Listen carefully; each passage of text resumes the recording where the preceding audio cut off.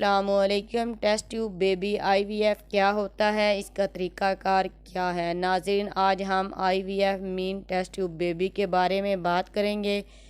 IVF کیا ہے اور اس کا پروسیجر آسان ہوتا ہے یا مشکل؟ یہ پینفل تو نہیں ہوتا۔ اس میں فیمیلز کے ساتھ کیا ہوتا ہے، کس طرح اس کے ایگ کو پک کیا جاتا ہے اور ایمبریو کو کس طرح اندر رکھا جاتا ہے۔ ان لوگوں کو IVF کا مشورہ دیا جاتا ہے۔ میری یہ انفارمیشن ان تمام لوگوں کے لیے ہے جو IVF کروانے جا رہے ہیں۔ ان کے مائنڈ میں یہ سارے سوال گردش کر رہے ہوتے ہیں۔ سب سے پہلے ہم اس بات کو ڈسکس کرتے ہیں کہ ٹیسٹ ٹیوب بیبی کیا ہے۔ عورت ہوتی ہے، اس کا ایگ پک کیا جاتا ہے اور ساتھ مرد کے سپرم جو ہوتے ہیں ان کو ریڈی کیا جاتا ہے۔ ان کو ایک باؤل میں رکھ دیا جاتا ہے۔ ان دونوں کا پھر ملاپ کروایا جاتا ہے۔ جیسے ہی ایمبریو بن جائے، اس کا ٹیسٹ کرتے ہیں کہ ایمبریو ٹھیک بنا ہے یا نہیں۔ پھر اس ایمبریو کو عورت کی رحم میں ایک بہت ہی باریک نالی کی مدد سے رکھ دیا جاتا ہے۔ 15 دن گزرنے کے بعد پریگنینسی ٹیسٹ کیا جاتا ہے، آیا یہ کامیاب ہوئی ہے یا نہیں۔ اس کو بیبی ٹیسٹ ٹیوب کہتے ہیں۔ اس کے بارے میں یہ بھی سوال ہوتا ہے کہ یہ بہت پینفل ہوتا ہے، جبکہ ایسا بالکل نہیں ہے۔ بعض مریض بہت کانشیس ہوتے ہیں، اس لیے ان کو فیل زیادہ ہوتا ہے۔ ایسے مریضوں کو ٹمپریری طور پر بے ہوش کر دیا جاتا ہے۔ اب بات کرتے ہیں ٹیسٹ ٹیوب بیبی کن لوگوں کو کروانا چاہیے۔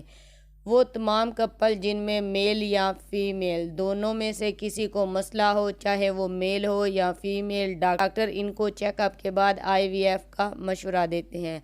وہ مرد جن کے سپرم تعداد میں کم اور کمزور ہو، ان کو بھی IVF کا مشورہ دیا جاتا ہے۔ وہ فیمیل جن کی ٹیوب کسی وجہ سے بند ہو، یہ ٹیوب انفیکٹڈ بھی ہو سکتی ہے، اس وجہ سے بھی بند ہوتی ہے، اس لیے ان کو IVF کا مشورہ دیا جاتا ہے۔ بعض فیمیل ایسی ہوتی ہیں جو فیملی کمپلیٹ ہونے کے بعد PTL کروا لیتی ہیں، مزید بچوں کی ضرورت پڑتی ہے، جس کی وجہ سے ان کو بھی IVF کا مشورہ دیا جاتا ہے۔ اس کے علاوہ وہ تمام عورتیں شادی 35 سال کی عمر میں ہوتی ہے، 6 سے 8 ماہ نارمل کوشش کرتے ہیں پریگنینسی کی، اگر نہیں ہوتی تو ان کو IVF کا مشورہ دیا جاتا ہے، کیونکہ جیسے جیسے عمر بڑھتی ہے IVF کے سکسیس ہونے کے چانس کم ہو جاتے ہیں 40 سے 45 سال کی عمر میں۔ اس لیے 6 ماہ شادی کے 6 ماہ نارمل گزرنے کے بعد ان کو IVF کا مشورہ دیا جاتا ہے۔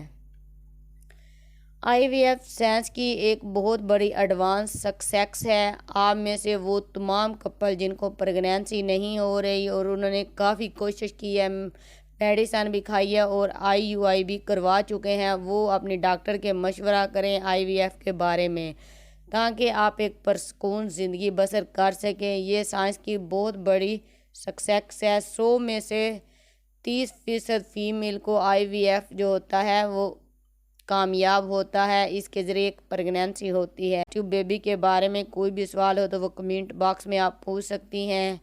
ایسی مزید انفارمیشن کے لیے آپ میرے چینل ڈاکٹر غزالہ عدنان کو لائک اور سبسکرائب کریں۔ شکریہ۔